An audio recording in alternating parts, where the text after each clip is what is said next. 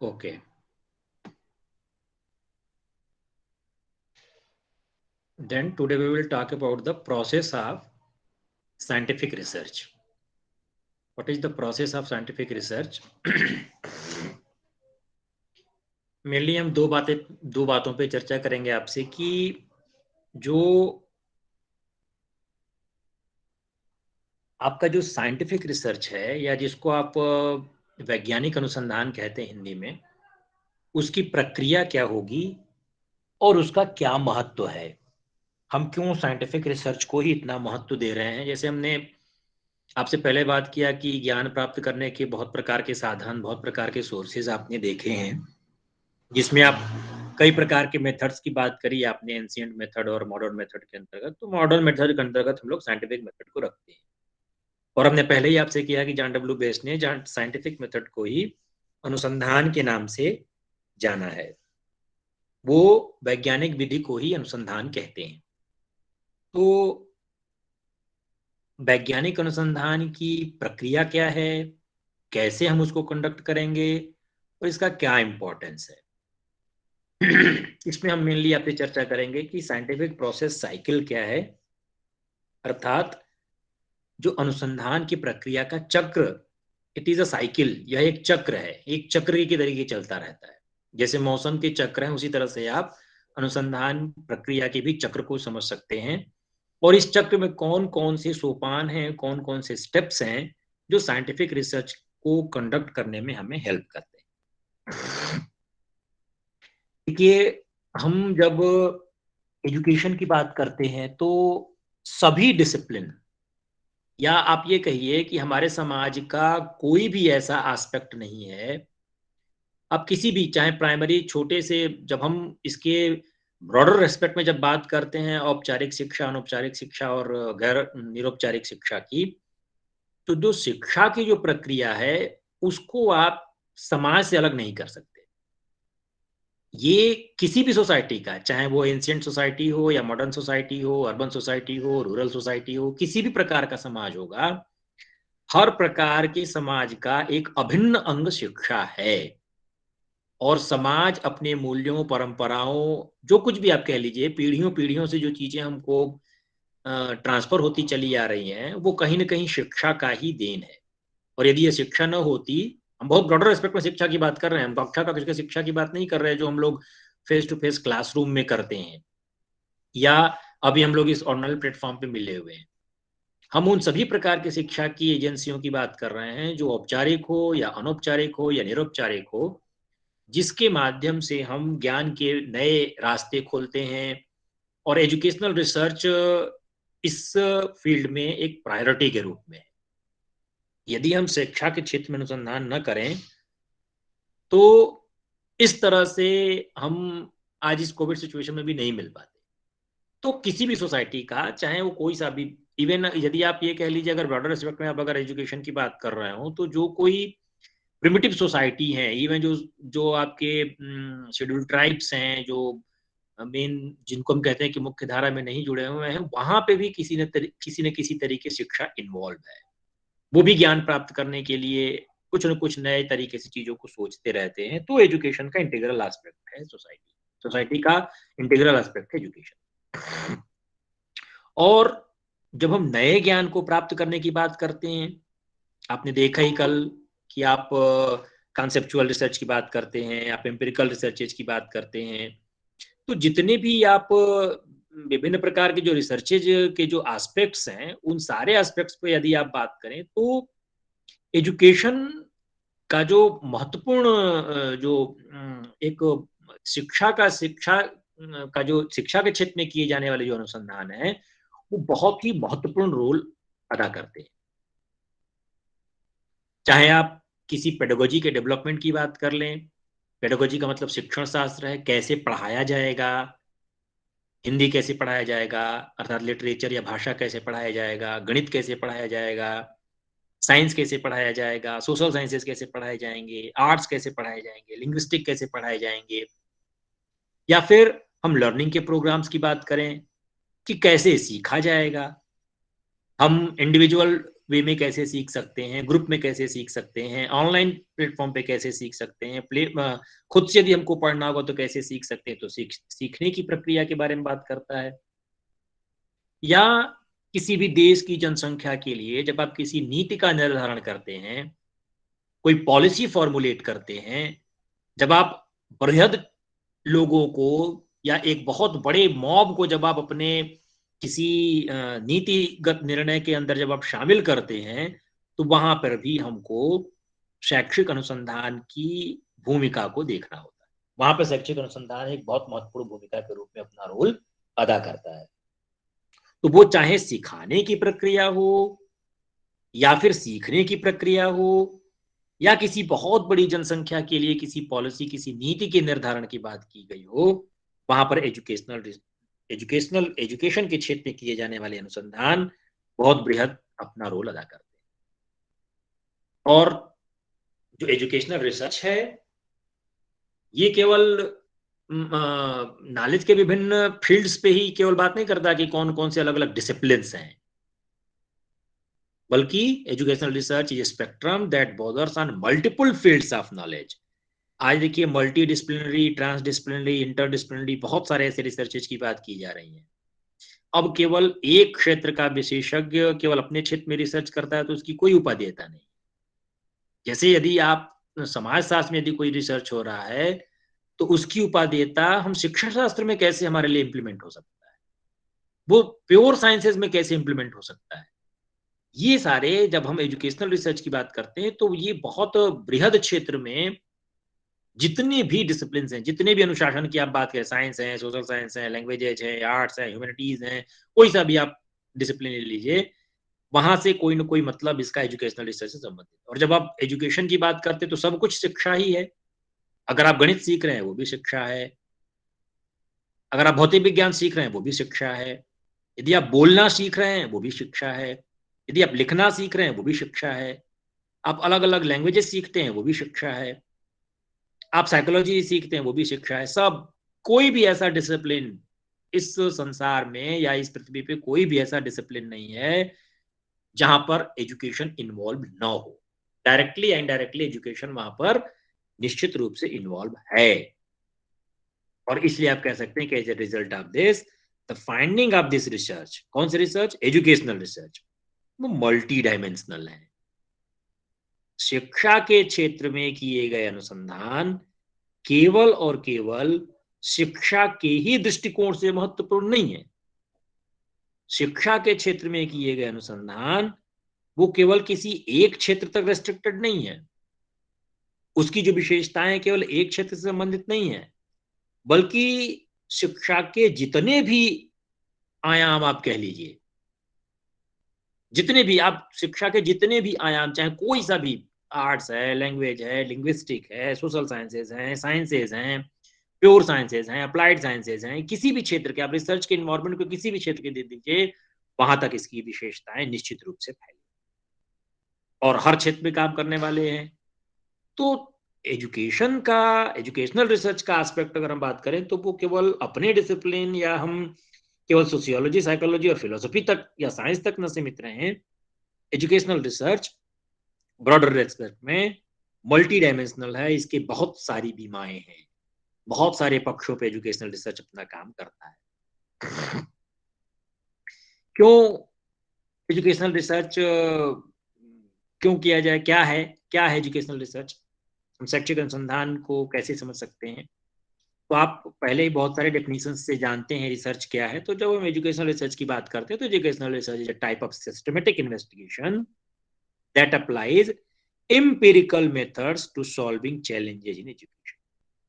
शिक्षा के क्षेत्र में बहुत सारी चुनौतियां हैं, जैसे शिक्षा के क्षेत्र में शिक्षकों से संबंधित चुनौतियां हैं, विद्यार्थियों से संबंधित चुनौतियां हैं, पाठ्यचर्या से संबंधित चुनौतियां हैं, किसी भी संस्थान में अनुशासन से संबंधित चुनौतियां हैं, शिक्षण की विधियों से संबंधित चुनौतियां हैं, सीखने की विधियों से संबंधित चुनौतियां हैं, शिक्षा के उद्देश्यों से संबंधित चुनौतियां, ऐसे बहुत सारे। आप अगर कोई एक, अगर जब आप बात करेंगे तो बहुत सा एजुकेशन के ढेर सारे ऐसे चैलेंजेज आपको दिखाई देंगे जो एक प्रॉब्लम की तरीके है, एजुकेशनल सोसाइटी के लिए एक समस्या की तरीके।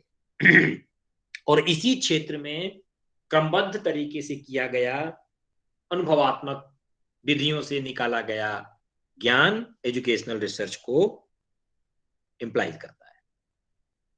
तो शिक्षा के किसी भी एस्पेक्ट में, जैसे आप कहते हैं कि पुस्तकालय से संबंधित चुनौती, तो पुस्तकालय भी एक शिक्षा संस्थान का एक अभिन्न पार्ट है। आपके डिपार्टमेंट की लाइब्रेरी भी एक बहुत बड़ा भाग है आपकी शिक्षा की, तो उससे भी संबंधित बहुत सारी चुनौतियां हैं।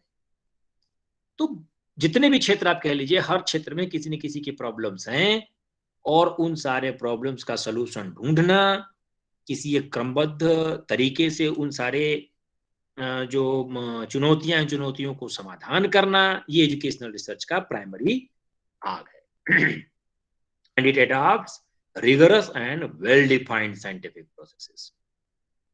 और जब आप इसको सिस्टमेटिक इन्वेस्टिगेशन कहेंगे, जब किसी समस्या के समाधान करने की बात करेंगे, तो हर चीज आपकी यहां पर पहले से पूर्व निर्धारित और बहुत गहन वैज्ञानिक प्रक्रिया को फॉलो करेगा। ऐसा नहीं कि आप सुपरफिशियल किसी चीज के बारे में अनमने ढंग से कोई आप काम कर ले, नहीं। आपको हर क्षेत्र पे अपने अनुसंधान के शीर्षक के चुनाव से लेके और रिपोर्ट राइटिंग तक, या यूं कह लीजिए आपके इवेल्युएशन वाइवा तक, ये बहुत ही वेल डिफाइंड वे में साइंटिफिक प्रोसेसेस को चलाता है in order to gather analyse data और problem solving and knowledge advancement. एक तो समस्या हो गई चुनौतियों का समाधान करना, जो आपको बहुत सारे क्षेत्र में भी हमने आपको बताए। दूसरा है कि शिक्षा के क्षेत्र में हम ज्ञान को कैसे आगे बढ़ा सकते हैं। जो अभी हमारा प्रेजेंट नॉलेज है, जो एग्जिस्टिंग नॉलेज है, इस एग्जिस्टिंग नॉलेज के आधार पे हम क्या नए ज्ञान को जोड़ सकते हैं, क्या नया हम कर सकते हैं, कौन सा चीज हम एजुकेशन को दे सकते हैं जो कि इसके ज्ञान में बढ़ोतरी करे। और इसके लिए आप तमाम तरह के आंकड़ों को इकट्ठा करते हैं, उसका विश्लेषण करते हैं, उससे कंक्लूजन ड्रा करते हैं, और लास्ट में फिर आप बताते हैं कि इसके ये एजुकेशनल इम्प्लीकेशंस हो सकते हैं, इन परिणामों के ये शैक्षिक निहितार्थ हैं। तो it is a very rigorous process, बहुत ही रिगरस, बहुत कठिन। आपको अभी आपको भी रिसर्च करने हैं, तो आपको भी अपने रिसर्च में बहुत रिगरस और वेल डिफाइंड वे में अपने साइंटिफिक प्रोसेसेस को इन्वॉल्व कर, इस आधार पे आप एजुकेशन के कुछ इंपॉर्टेंसेस को बता सकते हैं। Hello, I am edible? Hello. Yes yes sir. Sir, hello. ये जो हमने इंट्रोडक्शन की बात करी आपसे, जो भी एजुकेशनल रिसर्च के फील्ड में हम क्या है एजुकेशनल रिसर्च, वो सारे चैलेंजेस के अलावा इसके अपने कुछ इंपॉर्टेंसेस हैं।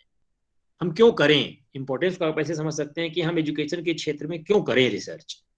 तो उसको आप तीन तरह से बता सकते हैं, या तीन महत्वपूर्ण, बहुत सारे इंपॉर्टेंसेस हैं, लेकिन तीन ब्रॉडर कैटेगरी में उसको आप डिवाइड कर सकते हैं। एक है कि research ads to our knowledge. जो शिक्षा के क्षेत्र में हमें अभी ज्ञान है, जिसको आप एग्जिस्टिंग नॉलेज कह रहे हैं, जिसको आप वर्तमान ज्ञान कह रहे हैं, पहली बात तो यही है कि जब आप एजुकेशन के क्षेत्र में रिसर्च करेंगे, तो वो ज्ञान में वृद्धि करेगा। रिसर्च क्या करेगा, ज्ञान के भंडार में वृद्धि करेगा। जो भी हमारा जो अभी प्रेजेंट नॉलेज है, एग्जिस्टिंग नॉलेज है, उस एग्जिस्टिंग नॉलेज में या वर्तमान ज्ञान में वो कुछ जोड़ता है। दूसरी बात, रिसर्च इंप्रूव्स प्रैक्टिसेस। बार बार आप रिसर्च करते हैं, बार बार एक ही तरह के परिणाम आते हैं, तो आप ये कहते हैं कि जो अभ्यास है रिसर्च के माध्यम से, आप क्या बताते हैं कि ऐसे आप करेंगे तो ये और अच्छा हो सकता है, इंप्रूवमेंट हो सकता है। जैसे आप कहते हैं कि अभी ऑनलाइन एजुकेशन की बात हम कर रहे हैं कि अब ओमिक्रॉन की वजह से आपके विश्वविद्यालय में कुछ निश्चित समय तक आपको आने की मनाही है। अब जो ऑनलाइन प्रोसेसेस हम लोग इस तरह से कर रहे हैं बिना किसी ट्रेनिंग के, जो अपने से सीख के जो कुछ भी हम लोग कर रहे हैं, अगर हम रिसर्च किए होते, अगर पहले से पता होता कि ओमिक्रॉन आने वाला है या कोरोना आने वाला है, हमको पहले से पता होता, तो हम पहले उसकी ट्रेनिंग करते कि ऑनलाइन प्लेटफॉर्म पे कैसे पढ़ाया जाए, तो वो और ज्यादा प्रैक्टिस आपको कर। लेकिन चलिए, कर नहीं भी आपको प्रैक्टिस कराया गया तो प्रैक्टिस मेक्स मैन परफेक्ट। अब बार बार बार बार बार बार ये करते रहेंगे, अभ्यास करते रहेंगे, और रिसर्च के माध्यम से आएगा।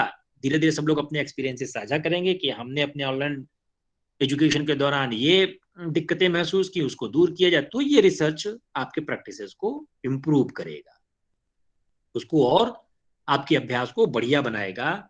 उसमें इम्प्रूव करने का काम एजुकेशनल रिसर्च या रिसर्च करता है। तो तीसरी बात करता है वो रिसर्च इन्फॉर्म्स पॉलिसी डिबेट्स। जहां किसी बहुत बड़ी जनसंख्या के लिए या किसी देश के नागरिकों के लिए किसी प्रकार की नीतियां बनानी हो, जिससे बहुत ज्यादा लोग प्रभावित होने वाले हों, उस क्षेत्र में रिसर्च आपको सूचनाएं उपलब्ध कराता है। जैसे भी हाल ही में आपको पता है कि एक जातिगत जनगणना का बहुत बात चल रही थी कि जातिगत जनगणना होनी चाहिए कि नहीं होनी चाहिए। तो कुछ लोग कहते हैं कि होनी चाहिए, कुछ लोग कहते हैं कि नहीं होनी चाहिए। कुछ लोग कहते हैं कि जब आप रिजर्वेशन के आधार पे, आरक्षण के आधार पे किसी प्रकार की विशेष आप उनको कुछ सुविधाएं उपलब्ध करा रहे हैं, तो पहले आपको पता तो होना चाहिए कि आप जिस जाति के लिए, क्योंकि जातिगत जाति के ही आधार पे आप उनको आरक्षण का, रिजर्वेशन का प्रावधान किए हुए हैं, और आपको पता ही नहीं कि कौन कितने परसेंट है, और उसके लिए आप नीति बनाने की बात कर रहे हैं। तो जो इसके पक्ष में है कि जातिगत गणना होनी चाहिए, इससे पहले पता तो चले कि जिनके लिए आप पॉलिसी बना रहे हैं, जो नीति आप किसी के लिए ला रहे हैं, उस नीति के लिए वो हैं कितने लोग। पता चला कि बहुत थोड़े लोग हों और बहुत ज्यादा पैसा खर्च कर रहे हैं उस पॉलिसी में, तो आपका फिर पॉलिसी तो बेकार है। या आप जितना खर्च कर रहे हैं उससे कहीं ज्यादा लोग हैं, तो आप उसके खर्च करने का ऊंट मुंह में जीरा की तरीके है, नहीं हो सकता। तो जब किसी इस पे आपको रिसर्च की जरूरत पड़ेगी, आपको सर्च करने की पड़ेगी कितने कितने परसेंट कहाँ कहाँ पे कैसे कैसे लोग हैं। तो ये रिसर्च जो आप कह सकते हैं कि रिसर्च इन्फॉर्म्स पॉलिसी डिबेट्स। जितने भी नीति, कुछ लोग कहेंगे कैसी नीति बननी चाहिए, कुछ लोग कहेंगे कैसी नीति नहीं बननी चाहिए। तो ये जो डिबेट है, ये जो उहापोह की स्थिति है, इस उहापोह की स्थिति को दूर करने के लिए यदि आप रिसर्च करते हैं, आपके पास वेरीफाइड डेटा है, डेटा के हिसाब से आप यदि रिसर्च करेंगे, तो आप उसके संबंध में बता सकते हैं। वो आपको इन्फॉर्म करेगा कि आप किसके लिए किस प्रकार की नीतियां बनाएं। अब जो रिसर्च को आप बात कर रहे हैं कि नॉलेज में ऐड करता है, वो कैसे ऐड करता है? तो पहली बात यह है कि fill a void of existing knowledge. जो भी वर्तमान ज्ञान में किसी प्रकार की कोई कमी है, मान लीजिए, तो वो अगर आप जो कमी है उस कमी को दूर करेंगे। आप भाई, आपको पता चला कि इस क्षेत्र में, जैसे आप कहते हैं कि, जैसे हम बार बार आपको ईसीसी का भी एग्जाम्पल देते हैं या एनईपी 2020 की एग्जाम्पल देते हैं हम आपको। तो जैसे ईसीसीई अभी तक पढ़ने के लिए आप कहते हैं कि primary education, secondary education, higher secondary education, higher education के रूप में आप बांटते हैं। अब एक नई स्ट्रक्चरल रिफॉर्म हुआ है जहां पर आप शिक्षा की बात करते हैं कि वो शिक्षा 3 वर्ष की आयु में विद्यार्थी की शुरू होगी। तो इस पे तो किसी प्रकार का रिसर्च है नहीं, वो तो गैप है। उसके लिए कोई एग्जिस्टिंग नॉलेज नहीं है कि 3 साल के बच्चों के लिए किस प्रकार की शिक्षा की व्यवस्था होनी चाहिए। हालांकि प्राइवेट स्कूल्स में चलते हैं, लेकिन जितने भी गवर्नमेंट स्कूल है वहां पे किसी भी प्रकार की ईसीसी की एजुकेशन की व्यवस्था नहीं है। तो ये जो एग्जिस्टिंग नॉलेज, इस गैप को फिल करना, यदि आपने रिसर्च किया और बताया कि नहीं, ईसीसी लेवल पर जो टीचर की इस तरह की क्वालिटीज होनी चाहिए, ऐसे शिक्षकों की नियुक्ति होनी चाहिए। अभी तक तो कुछ अज्ञात है, नहीं जानते आप। थोड़ा बहुत जानते भी हैं तो प्राइवेट स्कूल से जानते हैं, वो भी एक लिमिटेड वे में है। और मैक्सिमम जो स्कूल्स आपके अगर गवर्नमेंट के हैं या एडेड हैं, तो वहां पर उस तरह की व्यवस्थाएं है नहीं। तो आपको एग्जिस्टिंग नॉलेज की जो वर्ड है उसको वो फिल करने का काम करें। दूसरी बात, कंफर्म और डिसकंफर्म रिजल्ट ऑफ प्रायर स्टडीज। कैसे ऐड करता है? दूसरा दूसरा कैसे ऐड करेगा नॉलेज में, जो हमारा भी एग्जिस्टिंग नॉलेज है? सपोज कीजिए कि किसी ने रिसर्च किया और रिसर्च करने के बाद उसने कहा, कोई एक रिजल्ट ड्रा किया, और आपने फिर दूसरे किसी का रिसर्च देखा और वो उसके ठीक कंट्राडिक्टरी रिजल्ट बता रहा है। जैसे हम बार बार आपको एग्जांपल देते हैं कि किसी ने कहा कि महिलाओं की बुद्धि पुरुषों की बुद्धि से कम होती है, या boys are more intelligent than girls. Suppose कि ये किसी समय की स्टडी है, फिर बाद में आपने स्टडी देखा कि there is no effect of gender on intelligence, या किसी की स्टडी में ये निकल करके आया कि girls are more intelligent and boys. अब 3 तरह के आपके पास रिजल्ट्स आ गए कि कोई कह रहा है कि लड़कों की बुद्धि ज्यादा है, कोई कह रहा है कि लड़कियों की बुद्धि ज्यादा है, कोई कह रहा है कि जेंडर का कोई इफेक्ट नहीं है। अब आपके समक्ष क्या है, ये 3 प्रकार के परिणाम हैं। ये पहले की स्टडी में पहले लोगों ने स्टडी करी और इस प्रकार के रिजल्ट दिए हैं। अब इस बात को आपको कंफर्म करना है, या कोई ऐसी बात है जिसको आपको डिसकंफर्म करना है, किसी की बात को सही करना है, किसी की बात को गलत करना है, तो उस स्थिति में आपको रिसर्च करके तभी आप ज्ञान में वृद्धि करेंगे। सपोज कीजिए कि आज से 50 साल पहले, 70 साल पहले, 100 साल पहले किसी ने रिसर्च स्टडी करी थी, उसके परिणाम कुछ और हो, और आज 100 साल बाद जब आप स्टडी करेंगे तो उसके परिणाम कुछ और आएंगे। तब आप कह सकते हैं कि भाई 100 साल पहले तो हो सकता है ये बात सही हो, लेकिन आज की डेट में हमारी बात सही होगी, बशर्ते कि आप अनबायस्ड तरीके से, आप तटस्थ होकर के रिसर्च की पूरी सैद्धांतिक प्रक्रिया को फॉलो करते हुए उस रिजल्ट तक पहुंचे हो, तभी आप कह पाएंगे। यदि आप बायस्ड होंगे तो आप अपने रिसर्च पे उतनी प्रायोरिटी के साथ, उतनी गहनता के साथ आप नहीं कह सकते। और तीसरी बात जो है, जिसको आप एड ऑफ अवर नॉलेज की बात करते हैं, वो आप कहते हैं कि information about not previously studied things. किस प्रकार की सूचनाएं देता है, जो कि पहले कभी नहीं अध्ययन किए गए हैं, जो कि पहले कभी किसी ने नहीं किए, उसके बारे में कोई जानकारी नहीं है। सपोज कीजिए आप कहते हैं वैदिक कालीन शिक्षा व्यवस्था, आप कहते हैं बौद्ध कालीन शिक्षा व्यवस्था, और आप कहते हैं आधुनिक शिक्षा व्यवस्था। अब वैदिक कालीन शिक्षा व्यवस्था के भी कई कालखंड हैं। आप हड़प्पा कालीन शिक्षा व्यवस्था की बात करते हैं, या मौर्य काल की, गुप्त काल की, कुषाण काल की, शुंग काल की, को ऐसे बहुत सारे टाइम पीरियड हैं। लेकिन एक खास, मान लीजिए आपको गुप्त काल की शैक्षिक व्यवस्था के बारे में नहीं जानकारी है, या आपके मौर्य काल, पर्टिकुलर मौर्य काल के समय में किस प्रकार की शिक्षा की व्यवस्था थी, इन जनरल तो आप वैदिक कालीन शिक्षा व्यवस्था में पढ़ते हैं कि ऐसी ऐसी चीजें थी। लेकिन किसी ने मौर्य कालीन शिक्षा व्यवस्था की स्टडी नहीं करी है, कुषाण कालीन शिक्षा व्यवस्था किसी ने स्टडी नहीं करी है, या शुंग काल के शिक्षा व्यवस्था किसी ने स्टडी नहीं करी है, तो इस पे किसी ने कोई काम ही नहीं किया। तो आप यदि इस पे रिसर्च करेंगे तो आप रिसर्च के नॉलेज में, जो एग्जिस्टिंग नॉलेज में, आप ऐड करेंगे। तो ये 3 एस्पेक्ट्स में आप समझ सकते हैं कि हमारे ज्ञान के भंडार में कैसे वृद्धि करता है। पहली बात तो ये कि यदि कोई वर्तमान ज्ञान में कोई कमी है, उस कमी को फिल करने का काम करता है।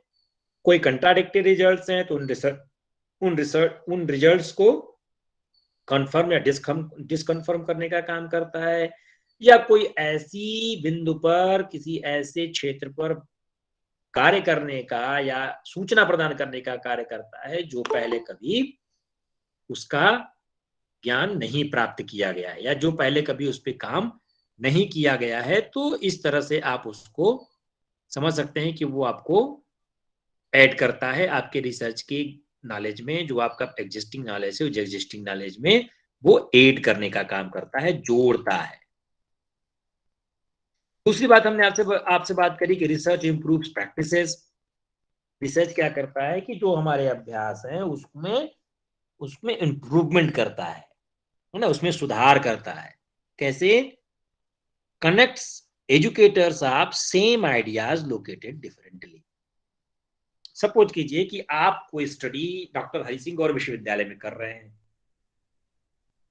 और ऐसी बात तो है नहीं कि आप ही का आइडिया केवल एक है, हो सकता है आपके विचार से और भी लोग उस पर काम कर रहे हो। जैसे हम बार बार ईसीसी की बात कर रहे हैं आपसे, और ये ईसीसीई पे मान लीजिए हमारे दिमाग में बात चल रही है कि ईसीसी पे काम करना चाहिए, हो सकता है कोई दूसरे इंस्टीट्यूट में, मान लीजिए झारखंड सेंट्रल यूनिवर्सिटी में, या महात्मा गांधी सेंट्रल यूनिवर्सिटी मोतिहारी में, या फिर आपके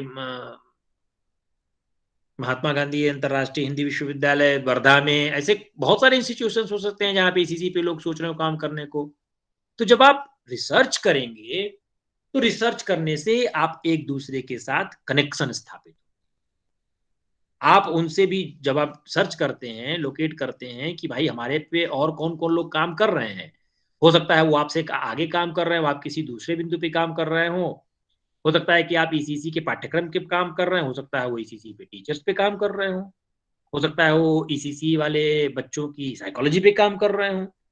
तो ये क्या है कि उस क्षेत्र में, जिस क्षेत्र में आपकी आइडिया है, जिस विचार से आप उठे हैं उस काम को करने के लिए, हो सकता है वैसा ही विचार किसी दूसरे स्थान पर कोई दूसरा व्यक्ति कर रहा हो, तो उसके रिसर्च और आपके रिसर्च दोनों आपस में कनेक्ट होंगे, तो वो उसकी प्रैक्टिसेस को और ज़्यादा इम्प्रूव करेंगे।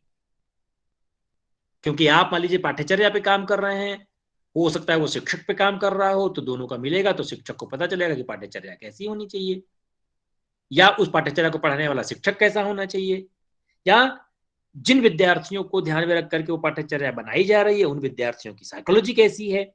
तो ये सारी चीजें आपके प्रैक्टिसेस को ईसीसी के ऊपर होने वाले जितने भी आप डिफरेंट डिफरेंट इंस्टीट्यूशंस में डिफरेंट डिफरेंट लोगों में, या हो सकता है विद इन इंस्टीट्यूशन कई टीचर्स भी अगर आपस में काम कर रहे हो, जैसे आप ही के डिपार्टमेंट में हो सकता है ईसीसी पे कई लोग काम कर रहे हो, तो उनके आपस में जो कार्य होंगे वो एक दूसरे से कनेक्ट करेंगे। तो एक तो हो गया कि जो डिफरेंटली लोकेटेड हैं किसी दूसरे संस्थान में, किसी दूसरे विश्वविद्यालय में, किसी महाविद्यालय में, इवन किसी दूसरी कंट्री में भी यदि वो काम कर रहे हो, तो वो लोग आपस में एक दूसरे के साथ जुड़ करके उस क्षेत्र में अच्छे अभ्यास, अच्छे कार्य को आगे प्रतिपादित कर सकते हैं। तो ये है रिसर्च इम्प्रूव्स प्रैक्टिसेस के अंतर्गत आप बात। तीसरी बात है रिसर्च इन्फॉर्म्स पॉलिसी डिबेट्स। तो जहां कहीं किसी पूरे नागरिकों के लिए आप किसी पॉलिसी को बनाना है, किसी नीति को बनाना है, जैसे आप जानते हैं कि राष्ट्रीय शिक्षा नीति 1968 आई, राष्ट्रीय शिक्षा नीति 1986 आई, प्लान ऑफ एक्शन 92 आया, फिर नई शिक्षा नीति आई 2020। अब जब आप रिसर्च करते हैं, अब इस 2020 की शिक्षा नीति को लाने के पीछे भी कई प्रकार के रिसर्चेज हो सकता है हुई हो कि 68 के क्या ड्रॉबैक्स थे, 86 के क्या ड्रॉबैक्स थे, या प्लान ऑफ एक्शन में क्या ड्रॉबैक्स थे, अभी सोसाइटी हमारी कैसी चेंज हुई है, इस सोसाइटी की क्या डिमांड है। इन सारे चीजों को देखते हुए पॉलिसी मेकर्स को इंफॉर्मेशन प्रदान करती है।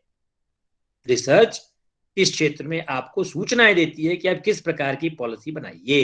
जैसे 2020 में बहुत ज्यादा एम्फेसिस किया गया है कि अब आपको अंडर ग्रेजुएट लेवल में अगर आप 3 साल नहीं भी पूरा करते हैं तो 1 साल पे आपको 1 साल पे सर्टिफिकेट, 2 साल पे डिप्लोमा और 3 साल पे आपको डिग्री देने की प्रावधान है।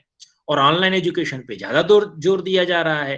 तो ये कहीं ना कहीं पीछे कुछ रिसर्चेज हैं, उन रिसर्चेज के आधार पे आपने इस प्रकार के बदलाव, नीतियों में इस प्रकार के परिवर्तन आप रिसर्च के आधार पे करने जा रहे हैं, तो पॉलिसी मेकर्स को ये सूचना प्रदान कर, और इसके आधार पे चाहे वो केंद्र सरकार हो, चाहे राज्य सरकार हो, चाहे आपका स्थानीय सरकार हो, या विद्यालय ही क्यों ना हो, विश्वविद्यालय ही क्यों ना हो, या तमाम जो आपके परिषद हैं, जो बोर्ड्स हैं, या कोई भी एडमिनिस्ट्रेटर्स हैं, वो अपने विद्यालय में, अपने बोर्ड में, या अपने लोकल स्तर पर, या सेंट्रल स्तर पर, या स्टेट लेवल पर वो विभिन्न प्रकार के पॉलिसीज बनाते हैं। जैसे भी प्रेरणा उत्तर प्रदेश में आया, प्राथमिक शिक्षकों के लिए प्रेरणा ऐप आया, और उसमें तमाम तरह के उन्होंने बहुत सारी चीजें इसमें ऐड करी। तो इस तरह से तीन इंपॉर्टेंस है, तीन बृहद रूप में आप बांट सकते हैं कि research ads to our knowledge, research improves practices, and research informs policy debates. इन अर्थों में अगर हम देखें तो शिक्षा के क्षेत्र में किए जाने वाले अनुसंधान एक अपनी अलग महत्ता को शो करते हैं, एक अपनी विशेष महत्व को यहाँ पर रेखांकित करते हैं, जिससे यूं कह लीजिए कि पूरा देश, या अगर और बड़े रेस्पेक्ट में आप बात करें तो पूरी मानव सभ्यता, पूरी मानव जाति ही इससे प्रभावित होने वाली होती है। Hello. Yes sir. Yes sir. अब हम बात करते हैं कि साइंटिफिक रिसर्च का प्रोसेस क्या होगा, या यूं आप कहें कि साइंटिफिक रिसर्च प्रोसेस की साइकिल क्या है, जिस साइकिल पर भी हमने आपसे बात करी कि वो कौन से चक्र हैं, और वो चक्र किन किन सोपानों को फॉलो करके आगे बढ़ता है, कौन कौन से सोपान हैं जिस सोपान पे चल करके हम रिसर्च की प्रक्रिया को फॉलो करेंगे तो कुल 6 अच्छा, इसके पहले आपको किसी का कोई प्रश्न है? जो भी हमने आपसे इंपॉर्टेंस की बात करी या रिसर्च की जो आपसे बात कर रहे हैं, इस पे यदि आपका कोई प्रश्न हो तो बताइए। Any query, any doubt, any question? चलिए, क्लास के बाद अभी इसके बाद लेते हैं 5 मिनट में आपका प्रश्न। अगर किसी का प्रश्न हो तो पूछ सकता है। ठीक है, तो साइंटिफिक रिसर्च प्रोसेस साइकिल 6 चरणों में होकर के गुजरता है। सबसे पहला चरण है आइडेंटिफाइंग ए रिसर्च प्रॉब्लम। आपके अनुसंधान की शुरुआत ही यहीं से होती है कि आप किसी एक अनुसंधान समस्या की पहचान करते हैं, कोई सा भी। जैसे अभी हमने आपको तमाम तरह के क्षेत्र बताए, जो चुनौतियों की हमने आपसे बात करी, these challenges are considered as research problems. वो किसी भी क्षेत्र से संबंधित हो सकती है। तो आपको पहले एक अनुसंधान समस्या को पहचानना है, और आप लोगों को अपने एमएड के डिजर्टेशन के लिए भी एक अनुसंधान करना है, एक लघु शोध करना है। और उस लघु शोध के लिए आपको सबसे पहले किसी एक अनुसंधान की समस्या को पहचानना है। और ऐसा हम आशा कर रहे हैं कि आप लोग पहचानना शुरू कर दिए होंगे, है ना। आपको पहचानना है, पहले पहचानिए। ढेर सारे प्रॉब्लम्स होंगे आपके समक्ष, तो आप किसी प्रॉब्लम को पहले पहचानिए, आइडेंटिफाई करिए कि किस प्रॉब्लम पे, किस शैक्षिक अनुसंधान के क्षेत्र में आपको प्रॉब्लम पे आपको अनुसंधान करना है। तो first first step is identifying a research problem, किसी एक अनुसंधान समस्या की पहचान करना। Second one is reviewing the related research. जिस अनुसंधान समस्या की आपने पहचान करी, वो किसी भी क्षेत्र से हो सकता है, टीचर से, स्टूडेंट से, करिकुलम से, डिसिप्लिन से, टीचिंग मेथड से, लर्निंग बिहेवियर से, स्टूडेंट साइकोलॉजी से, इंस्टीट्यूशनल इंफ्रास्ट्रक्चर से, फिजिकल रिसोर्सेज से, ह्यूमन रिसोर्सेज से, कोई सा भी आप बात कह लीजिए, उससे संबंधित आपको अन्य लोगों ने क्या कार्य किए। जो भी आपने अनुसंधान की समस्या चुनी, या जो भी आपने अनुसंधान की समस्या की पहचान की, उस अनुसंधान की समस्या से संबंधित आपको रिव्यू करना है। आपको ये देखना है कि उस अनुसंधान की समस्या से संबंधित अन्य लोगों ने कौन कौन से कार्य किए हैं, अन्य लोगों ने कौन कौन से अनुसंधान किए हैं। तो दूसरी बात तो यही होगी आपको कि आपको उससे संबंधित किए गए कार्यों को रिव्यू करना है। रिव्यू करने का मतलब क्या होता है? रिव्यू को आप दो तरह समझ सकते, दो शब्दों से मिला बना है, री एंड व्यू। री का मतलब होता है पुनः, और व्यू को आप जानते हैं, देखना। लेकिन केवल देखने का मतलब क्या है कि केवल देख लेना है? नहीं। रिव्यू का मतलब ये है, आप इसको कहते हैं कि समालोचनात्मक अध्ययन करना है।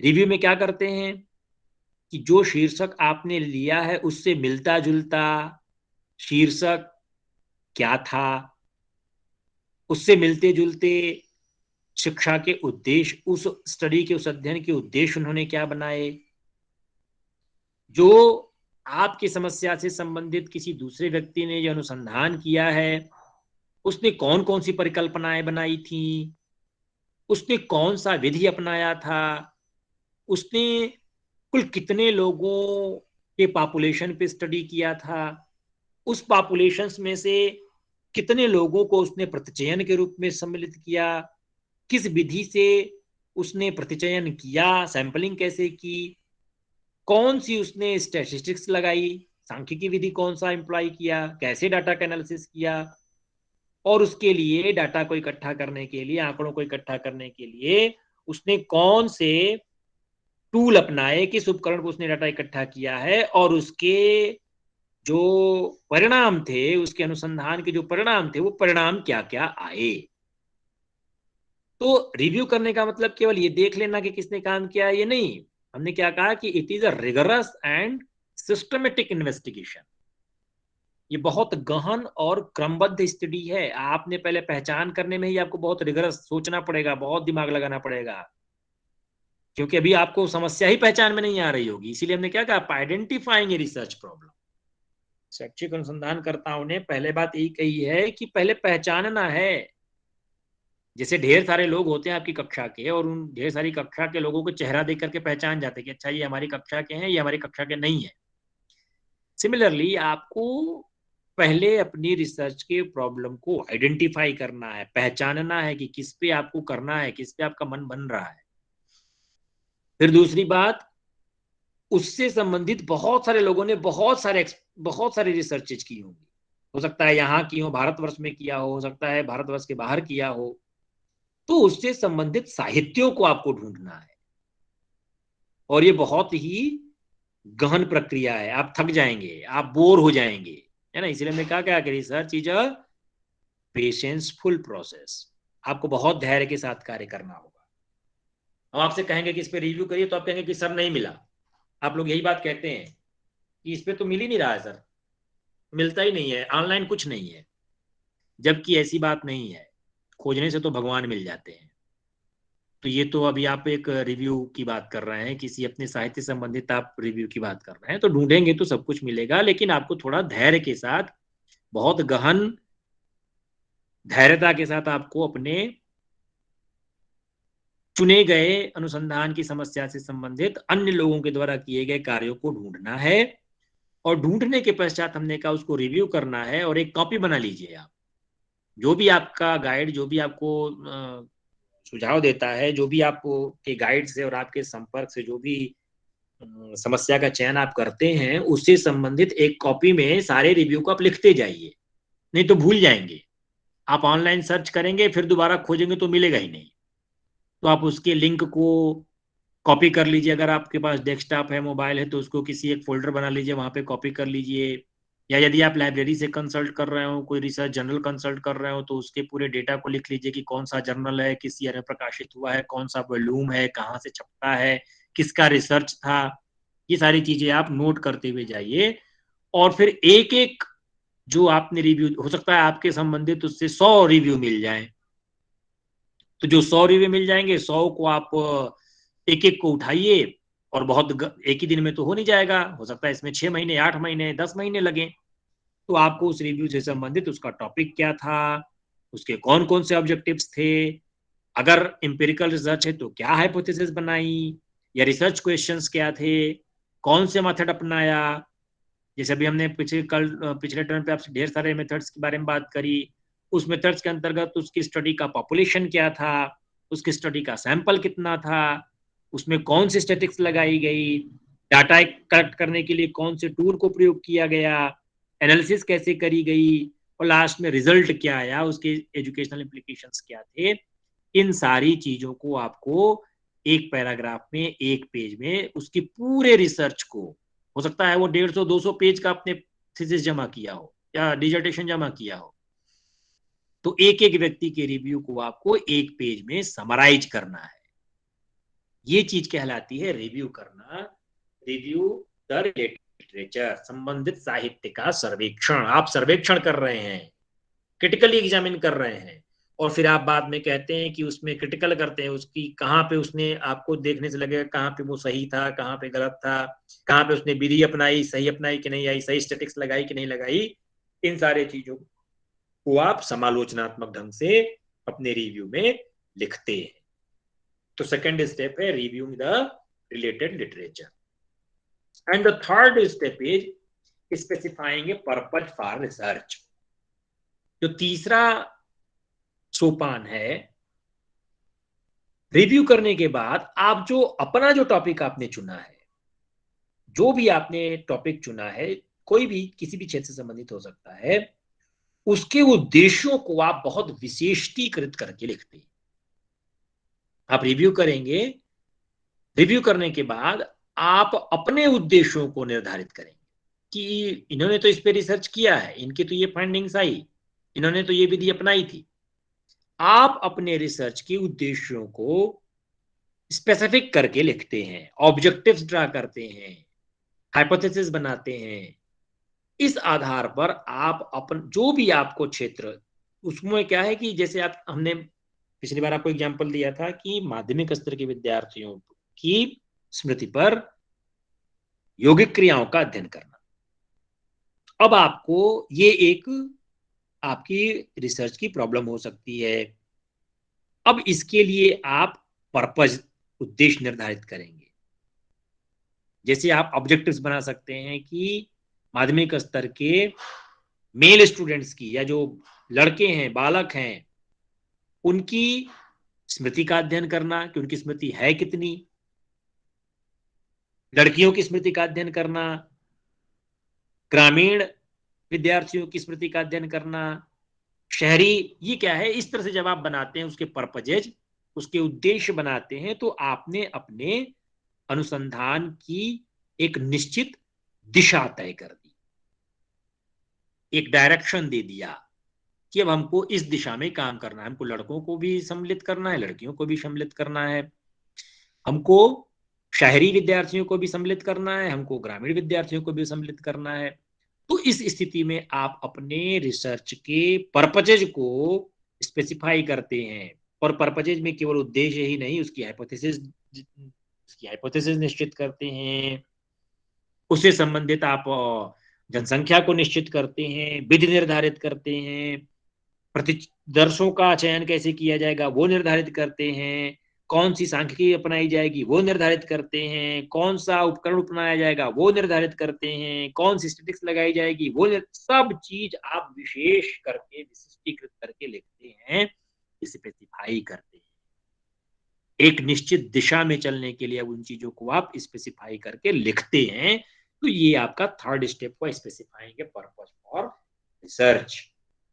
हर चीज को आप स्पेसिफाई करके लिखते हैं। And the fourth step is collecting data. अब सब चीजें आपकी निर्धारित हो चुकी, सबको आपने एक निश्चित दिशा दे दिया।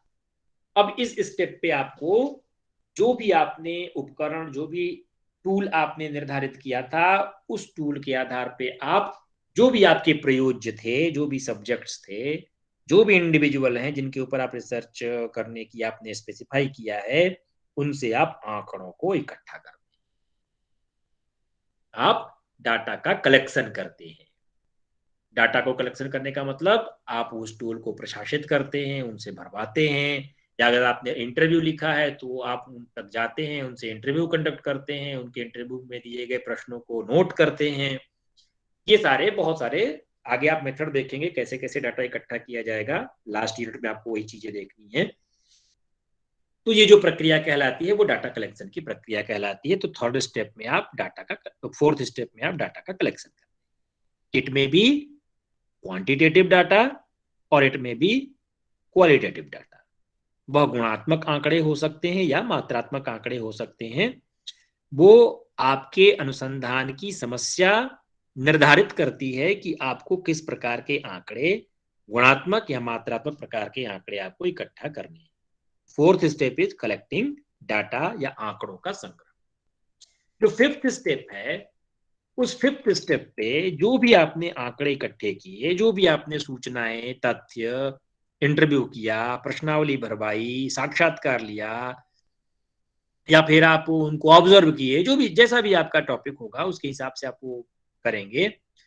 और फिफ्थ स्टेप पे आप इन डाटा का, इन आंकड़ों का विश्लेषण करते हैं, उसको एनालाइज करते हैं कि वो डाटा क्या कह रहा है, और जो कह रहा है उसको बाद में फिर आप इंटरप्रेट करते हैं कि वो उस डाटा से व्याख्या क्या हो रहा है।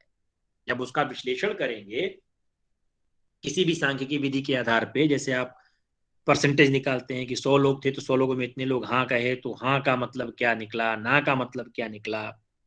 तो उस डाटा की आप या टी टेस्ट लगाते हैं, का स्क्वायर लगाते हैं, एनोवा लगाते हैं, नकोवा लगाते हैं, यू मानविट्टी यू टेस्ट लगाते हैं, या टी टेस्ट लगाते हैं, कोई सा भी जो भी आप सांख्यिकी आप लगाते हैं, उस सांख्यिकी के आधार पे आप कुछ विश्लेषण करके उन आंकड़ों के आधार पर क्या व्याख्या किया जा सकता है, वो आंकड़े कह क्या रहे हैं, जो आंकड़े आपने इकट्ठा किए अपने प्रयोज्यों के साथ, सब्जेक्ट्स के साथ, इंडिविजुअल्स के साथ, वो आंकड़े क्या कह रहे हैं, उससे क्या निष्कर्ष निकाला जा सकता है, क्या कंक्लूजन ड्रा किया जा सकता है, ये आपका 5th स्टेप होता है। 5वें स्टेप पे आंकड़ों के विश्लेषण और उसकी व्याख्या लिखते हैं, आप व्याख्या प्रस्तुत करते हैं कि ये आंकड़े ये कह रहे हैं, इस प्रकार के रिजल्ट आए हैं। और छठा और सबसे महत्वपूर्ण स्टेप आप कह सकते हैं जो है रिपोर्टिंग एंड इवेल्युएटिंग रिसर्च। केवल रिसर्च करके, एनालाइज करके, इंटरप्रेट करना ही नहीं, रिजल्ट ड्रा करना ही नहीं, 6th स्टेप में जो भी कार्य आपने किया है, from the identification of research problem to the analysis and interpretation of data, आपके अनुसंधान के समस्या के चयन से लेकर के जो कुछ भी आपने किया, आपने रिव्यू किया वो भी लिखा जाएगा, आपने अपने उद्देश्यों को निर्धारित किया वो भी लिखा जाएगा, आपने डाटा कैसे कलेक्ट किया वो भी लिखा जाएगा, आपने कैसे एनालिसिस करी, कैसे इंटरप्रिटेशन किया वो भी लिखा जाएगा। इन सब चीजों की रिपोर्टिंग होगी, लिखी जाएंगी, लिख करके उसको आपको प्रस्तुत करना है। और अगर आप एक स्टेप और आगे चलें तो इसको आपको पब्लिश भी कराना है, ताकि लोग जाने कि आपने क्या रिसर्च किया और क्या फाइंडिंग आई। तो लास्ट में आप उसको रिपोर्ट करते हैं in the form of dissertation, in the form of thesis, in the form of research paper, in the form of project, in the form of manuscript. किसी भी तरीके की कोई भी विधा हो सकती है, जिस विधा से आप उसको रिपोर्ट करते हैं, लिखते हैं, और उसको बाद में फिर इवेल्युएट भी होता है। आपके रिसर्च को, आपके डिजर्टेशन को बाद में फिर इवेल्युएट किया जाता है। जैसे आपके एमएड के डिजर्टेशन के लिए एग्जामिनर आएंगे, वो इवेल्युएट करेंगे कि आपने क्या किया।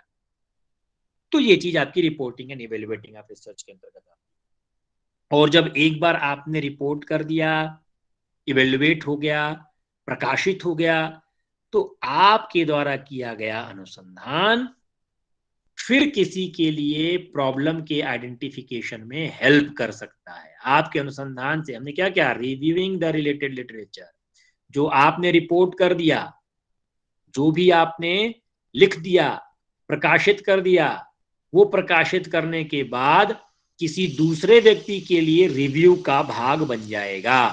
इसलिए हम क्या करें, और जब रिव्यू का भाग बन जाएगा तो इस रिव्यू करते करते कोई व्यक्ति आपके द्वारा रिपोर्ट किए गए अनुसंधान के ही आधार पर अपने अनुसंधान के समस्या का चयन कर सकता है। इसलिए आप इसको एक साइकिल के रूप में देखते हैं। अर्थात जो रिव्यू ऑफ रिलेटेड लिटरेचर है, यह ज्ञान का सागर है, और इस ज्ञान के सागर में आपने जो कंट्रीब्यूट किया रिपोर्ट करके, जो भी आपने रिपोर्ट करके कंट्रीब्यूट किया, ये कंट्रीब्यूशन फिर इसी सागर में मिल गया, और इस सागर से ही फिर दूसरे व्यक्ति ने अपने रिसर्च प्रॉब्लम को ली, और फिर वो अपने आगे की प्रोसेस को फॉलो करता है। तो ये एक चक्र चलता रहता है। ज्ञान के सागर से ही शुरू होता है और अल्टीमेटली ज्ञान के सागर में ही आकर के मिल जाता है। जैसे नदियां हैं, जब ऋतु चक्र होता है, बारिश का चक्र आप लोग जानते हैं, समुद्र से वाष्पीकरण के द्वारा जल वाष्पीकृत होता है, आसमान में जाता है, पानी बरसता है, नदियों के माध्यम से होते होते फिर सागर में आकर के मिल जाता है। सिमिलरली जो रिव्यू ऑफ रिलेटेड लिटरेचर है, जो एग्जिस्टिंग नॉलेज है, जो वर्तमान ज्ञान है, उस वर्तमान ज्ञान से ही आप किसी अनुसंधान समस्या का चयन करते हैं, और उसका समाधान प्रस्तुत करने के बाद आप भी अपने ज्ञान को उसी ज्ञान के महासागर में, रिव्यू रिलेटेड लिटरेचर में उसको छोड़ देते हैं, और फिर दूसरे व्यक्ति के लिए वो एक प्रॉब्लम के सिलेक्ट करने के लिए या रिसर्च अनुसंधान के प्रॉब्लम को चयन करने के लिए आधार बनता है, जिसके आधार पर वो फर्दर दूसरे प्रकार की स्टडीज, रिसर्चेज वो कंडक्ट करता है। Therefore this is a 6 steps of scientific research process, and you can say it is a cycle. आप इसको एक चक्र के तरीके समझ सकते हैं कि साइंटिफिक रिसर्च की या वैज्ञानिक अनुसंधान प्रक्रिया की यह एक चक्र है। इस चक्र में चलते हुए व्यक्ति या अनुसंधानकर्ता एक निश्चित गहन प्रक्रिया को फॉलो करता है, और उस गहन प्रक्रिया को फॉलो करते हुए वह ज्ञान के भंडार में वृद्धि करता है, या किसी समस्या के समाधान को खोजने की कोशिश करता है। ठीक है, hello. Yes, sir. Yes, sir. हम्म। अभी तक किसी का कोई प्रश्न? कोई प्रश्न हो तो बताइए, तो फिर आगे चलें। सर सर बोलिए प्रशांत। अच्छा, जैसे टॉपिक सिलेक्ट करते समय जैसे कोई अगर नया टॉपिक हमें मिलता है तो फिर सर उसका रिव्यू कैसे करेंगे?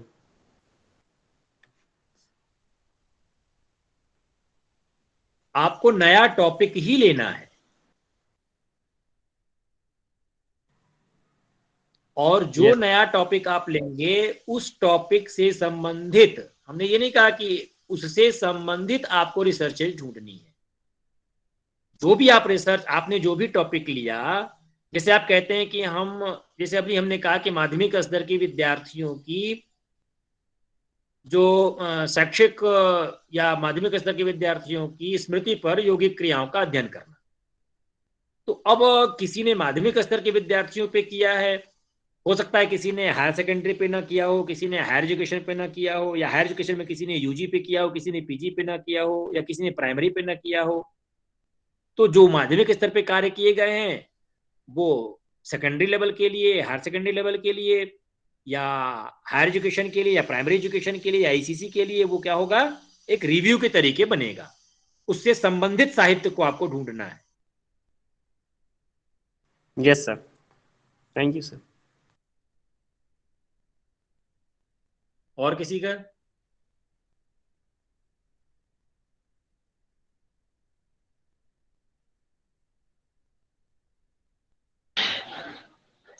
Hello sir. हाँ बोलिए प्रदीप। सर मैं ये कह रहा था कि जैसे हमें कोई समस्या फाइंड आउट करनी है, और सर वो समस्या हमने कर ली।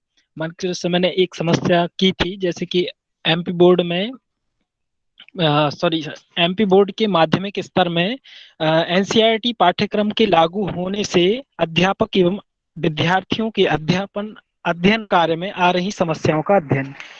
तो सर इसको हम मतलब कैसे जानेंगे कि हमारे लिए सही है?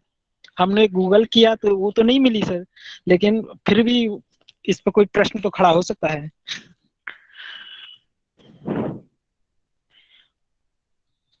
बिल्कुल खड़ा हो सकता है। यदि आपको लगता है कि जिस स्तर पर विद्यार्थियों को समस्या हो रही है, तो बिल्कुल प्रॉब्लम हो सकता है। लेकिन आपके इस समस्या को थोड़ा रिफाइन करने की जरूरत है। यदि आप इस क्षेत्र में करना चाहते हैं कार्य, तो आप बिल्कुल कर सकते हैं। इससे संबंधित और लोगों के कार्य ढूंढिए कि लोगों ने क्या क्या कार्य किए हैं। हो सकता सर, है कि एकदम सेम इसी टॉपिक पे ना मिले, हो सकता है इससे रिलेटेड कोई दूसरे प्रकार के टॉपिक पे लोगों ने कार्य किए हो, वो आपको मिले। तो अभी आप लोग इतना करिए कि पहले समस्या से खुद को ढूंढिए कि क्या है, क्या क्या समस्याएं हो सकती हैं। फिर जब आप रिसर्च प्रॉब्लम बना के अपने सुपरवाइजर के पास ले जाएंगे, अपने अनुसंधान के जो आपके निर्देशक होंगे उनके पास ले जाएंगे, तो उसमें वो विभिन्न प्रकार के रिफाइनमेंट करेंगे। और फाइनली जब आपके एंड सेमेस्टर की परीक्षा होगी, मिड के जब प्रेजेंटेशन होंगे, तो उसमें सारे लोगों के टॉपिक्स को, उसमें सजेशंस आते हैं, उन सजेशंस के आधार पर उसको आप और ज्यादा दुरुस्त कर सकते हैं। तो पहली बात तो ये है कि आप पहले प्रॉब्लम को आइडेंटिफाई करिए, और प्रॉब्लम को आइडेंटिफाई करने के पश्चात तब फिर आप किसी उससे संबंधित अन्य लोगों ने क्या क्या कार्य किए, वो चीज आपको ढूंढना होगा। वो चीज, उन चीजों को आप देखिए। लेकिन सर कुछ जैसे नेट वगैरह या गूगल करके देखते हैं तब तो नहीं मिलती हैं सर। इसके अलावा हम लोग और कहाँ देख सकते हैं ऐसी समस्याओं को? आप शोध गंगा, एक इन्फिबनेट की साइट है, शोध गंगा पे देख सकते हैं, शोध जी सर। गंगोत्री पे देख सकते हैं। ये सारे रिव्यूज हैं। सर बुद्ध सर ने बताए थे हम लोगों को ये सारे, तो मैंने इन पे सारे पे सर्च किया कि इससे संबंधित कोई शोध है कि नहीं है। तो सर ऐसा तो नहीं मिला, लेकिन सर जैसे मान के चलो कि वो प्रकाशित नहीं हुआ हो और कोई काम कर रहा हो उस पे, तो ऐसे कहाँ से जानेंगे सर फिर? आप एक बार फिर से अपनी समस्या बताइए। सर मैंने समस्या रखी थी कि एमपी बोर्ड के माध्यमिक स्तर में एनसीईआरटी पाठ्यक्रम के लागू होने पर शिक्षक एवं विद्यार्थियों के अध्ययन अध्यापन कार्य में आ रही समस्याओं का अध्ययन।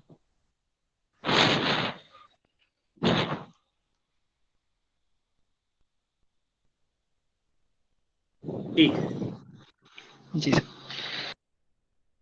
हो सकता है एनसीईआरटी पाठ्यक्रम को किस स्तर की बात कर रहे हैं? एनसीईआरटी तो 5th से लेकर के 8 तक चलती हैं।